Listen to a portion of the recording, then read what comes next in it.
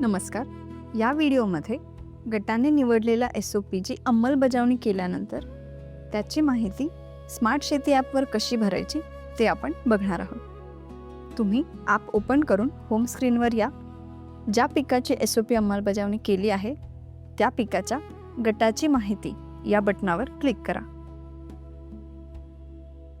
आता इथे खाली जो SOP हा विभाग दिसतोय त्यावर क्लिक करा. इथे दुसरा विभाग दिसतोय SOP अंमलबजावणी, त्यावर क्लिक करा. सगळ्यात वरती इथे सूचना दिसते, कोणत्याही SOPचे गुण मिळण्यासाठी गटातील किमान 70% सदस्यांनी त्या SOPची अंमलबजावणी करणे आवश्यक आहे.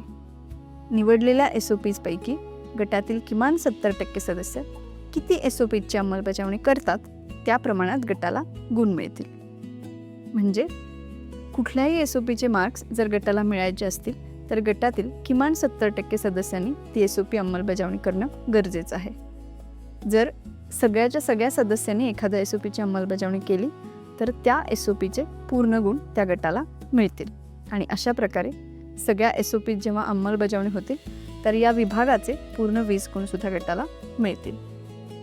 आता ज्या SOPची अंमलबजावणी करायची आहे ती कशी भरायची ते आपण बघू. इथे सूचनेच्या खाली आपल्या गटाचं नाव, गट क्रमांक आणि गटाचं पीक दिसते. त्याच्या खाली आपल्याला आपल्या गटाने निवडलेल्या SOPची यादी दिसते. आपण प्रत्येक पिकासाठी दशसूत्री बनवलेली आहे. त्यापैकी किमान 8 SOPs निवडणं बंधनकारक आहे.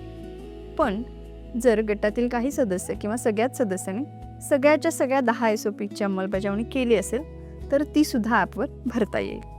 त्यामुळे इथे दिलेल्या यादीमध्ये कुठली SOP गटाने निवडली आहे आणि कुठली निवडली नाही हे आपल्याला कसं कळतं, तर जी SOP गटाने निवडली आहे त्या SOPच्या खाली हिरवी रेष दिसते.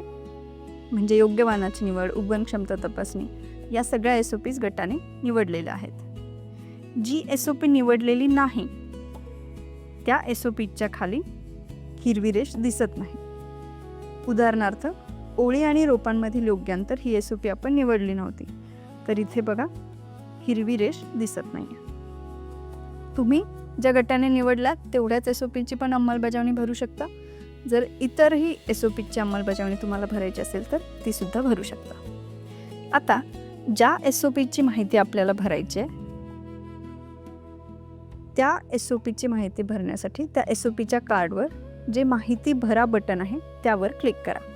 उदाहरणार्थ योग्य वाणाची निवड ही अंमलबजावणी मला आता भरायची आहे तर मी माहिती भरा या बटनावर क्लिक करते.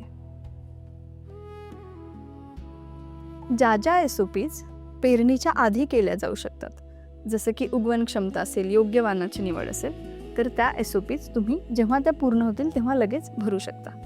आपली ही योग्य वाणाची निवड ही SOP सुद्धा पेरणीच्या आधी केली जाऊ शकते तर त्याची माहिती आपण आत्ताच भरू शकतोय. आता या ठिकाणी काय काय माहिती भरायची ती बघूया.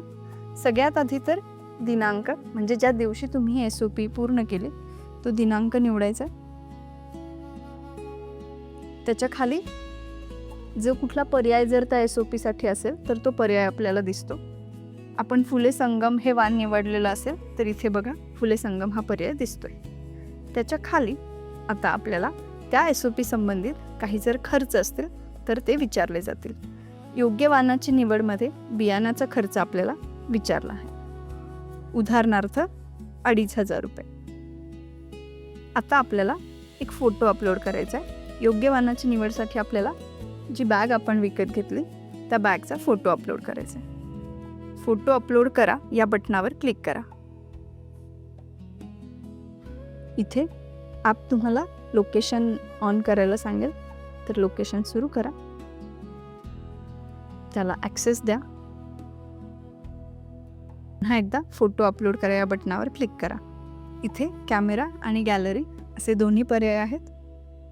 तुम्ही योग्य तो पर्याय निवडा. जो कुठला पर्याय तुम्ही निवडला त्याच्यानुसार योग्य तो फोटो अपलोड करा. आता सगळी माहिती भरून झाल्यानंतर सेव्ह करा हे जे खाली बटन दिसते त्यावर क्लिक करा. आपली एंट्री यशस्वीरित्या सेव्ह झाली आणि आपल्याला स्टार सुद्धा मिळाला. आपली SOPची माहिती भरून झाली की ती SOP सुद्धा आता हिरव्या रंगात दिसत आहे. ज्या SOPची अंमलबजावणी भरणं अजून बाकी आहे त्या काळसर रंगात दिसतात, ज्या SOP भरून झाल्या त्या हिरव्या रंगात दिसतात. आता इथे आणखी एक बटन आपल्याला दिसतंय, ते म्हणजे सहभागी सदस्य दाखवा. एखादी SOP गटातील किती सदस्यांनी केली आहे हे जर आपल्याला बघायचं असेल तर त्यासाठी तुम्ही सहभागी सदस्य दाखवा या बटनावर क्लिक करा. इथे बघा, योग्य वाहनाची निवड ही SOP सध्या फक्त मीच भरली आहे, तर माझ्या नावासमोर टिक मार्क आहे. माझ्या इतर सहकाऱ्यांनी अजून भरली नाही आहे, तर त्यांच्या नावासमोर डॅश आहे. जसं जसं गटातील इतर सदस्य ही माहिती भरत जातील त्यांच्या नावासमोर सुद्धा टिक मार्क येईल. गटाचे निमंत्रक स्वतःच्या माहितीबरोबरच एखाद्या इतर सदस्यासाठी जर त्यांना ही SOP अंमलबजावणी भरायची असेल तर ती सुद्धा भरू शकतात. ज्या सदस्यासाठी ही SOP भरायचे त्याच्या नावासमोर दिसणाऱ्या एडिट बटनावर क्लिक केलं की त्यांच्यासाठीचा SOP अंमलबजावणीचा फॉर्म ओपन होतो. आता बॅकवर क्लिक करून आपण आणखी एक उदाहरण बघू. उदाहरणार्थ बेसल डोस. बेसल डोसची SOP मी पूर्ण केली, त्याची माहिती भरायची. तर बेसल डोस या SOPच्या माहिती भरा या बटनावर मी क्लिक करेल. इथे आता मला ॲप प्रश्न विचारतोय की पेरणी पूर्ण झाली का. बेसल डोस ही SOP पेरणीच्या दिवशी केली जाते, त्यामुळं ॲपला कन्फर्मेशन हवं आहे की माझी पेरणी पूर्ण झाली आहे का. जर मी हो म्हणाले तर जी पेरणीची तारीख मी निवडली होती ती कन्फर्म होईल की या दिवशी माझी पेरणी झाली. जर मी नाहीवर क्लिक केलं तर ॲप मला विचारतं की तुम्ही या तारखेला पेरणी करणार होतात, नसेल झाली तर नवीन तारीख निवडा. म्हणजे कधी करणार आहात, पुढचं नियोजन काय आहे. जर तुमची तारीख बदलणार असेल तर योग्य तो दिनांक इथे निवडून सेव्ह करा. जर तुमची पेरणी झाली असेल तर होवर क्लिक करा आणि मग आपल्याला त्या SOPची अंमलबजावणी भरता येते. इथे मुद्दा असा आहे की ज्या SOPs पेरणीच्या दिवशी किंवा पेरणीनंतर केल्या जातात त्याची एंट्री आपल्याला पेरणी पूर्ण झाल्याशिवाय करता येणार नाही. आणि त्यासाठी पेरणीची तारीख आपण आधीच दिलेली असते, ती कन्फर्म आपल्याला एकदा करावी लागते. कारण आपल्या पूर्ण पिकाचं कॅलेंडर आपल्या पेरणीच्या तारखेवर अवलंबून आहे. आता या SOPची मी माहिती भरते की बेसल डोस कधी दिला, त्याचा दिनांक.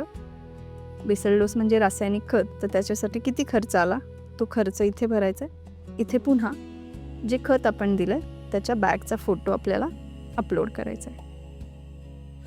सगळी माहिती भरून झाल्यानंतर सेव्ह करा या बटनावर क्लिक करा. आपली एंट्री यशस्वीरित्या सेव्ह झाली, आपल्याला स्टार सुद्धा मिळाला. आता बघा, त्या SOPचं कार्ड सुद्धा हिरव्या रंगात दिसतंय. तर अशा प्रकारे आपण जसं जसं SOP अंमलबजावणी पूर्ण करणार आहोत तसं तसं त्याची एंट्री आपल्याला करायची आहे. निमंत्रक स्वतःसोबतच इतरांसाठी सुद्धा ही अंमलबजावणी भरू शकतात.